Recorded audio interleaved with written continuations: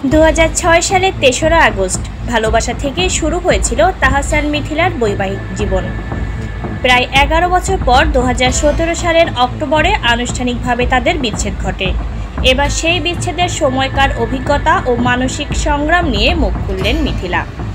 সম্প্রতি একটি পডকাস্ট অনুষ্ঠানে অতিথি হয়ে এসে নিজের জীবনের কঠিন সময় নিয়ে খোলামেলা বলেন এই জনপ্রিয় অভিনেত্রী ও সমাজকর্মী।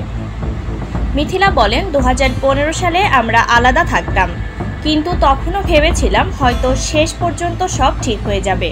আমি অপেক্ষা করছিলাম, কিন্তু মানসিকভাবে মানিয়ে নিতে পারছিলাম না। 2017 সালে এসে বুঝলাম এই সম্পর্কটা আর কাজ করবে না। তখন তিনি তরুণী মা, সন্তান বয়সে মাত্র 1। সিদ্ধান্ত নিতে গিয়ে পড়েছিলেন মানসিক চাপে। আমি ছিলাম অনেক অল্প বয়সী, একটা 1 বছরের বাচ্চা ছিল। আমি জানতামই না কিভাবে সিদ্ধান্ত নিতে হয়, বলেন মিথিলা। অর্থনৈতিক স্বাধীনতা সম্পর্কে নিজের উপলব্ধির কথা জানিয়ে মিথিলা বলেন, মেয়েদের নিজের জায়গা থাকা জরুরি। সেটা বাবার বাড়ি বা শ্বশুর বাড়ি নয়, নিজের একটা জায়গা। আর তার জন্য অর্থনৈতিক স্বাধীনতা খুব দরকার। এখন হয়তো মেয়েরা বেশি সিদ্ধান্ত নিতে পারছে, কারণ তারা আগের চেয়ে অনেক বেশি স্বাধীন।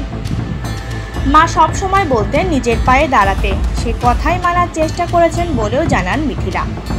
বিয়ের পরেও আমি পড়াশোনা চাকরি চালিয়ে গেছি, তবে তখন আমি এতটা স্বাধীন ছিলাম না যে একা বাচ্চা মানুষ করতে পারি। তাহসান ও মিথিলা একসঙ্গে কাজ করেছেন একাধিক নাটকে।